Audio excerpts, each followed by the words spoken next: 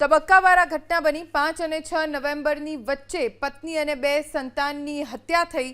આરોપી ખાંભલાએ મૃતદેહોને સંતાડવા માટે ફિલ્મી સ્ટાઇલમાં પ્લાનિંગ કર્યું હતું। ફોરેસ્ટ અધિકારીએ પાણી કચરો ભરવાના બહાને સ્ટાફ પાસે 2 ખાડા ખોદાવ્યા।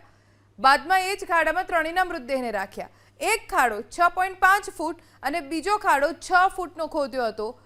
જાણકારી મળી છે તે મુજબ બંગલામાં કોઈ નહોતું ત્યારે ત્રણેય મૃતદેહને ખાડામાં દાટી દીધા અને ત્યારબાદ ખાડા પૂરી દીધા। મૃતદેહ દાટ્યા બાદ સ્ટાફ પાસે માટી ભરેલા 2 ડમ્પર પણ મગાવ્યા। માટી ભરેલા ડમ્પર આવે તે પહેલા ગાદલા નાખી મૃતદેહો દાટી દીધા હતા જેથી કોઈને જાણ ન થાય। સ્ટાફે સવાલ પૂછતા ખાંભલાએ ખાડામાં નીલગાય પડી ગઈ હોવાનું કહ્યું।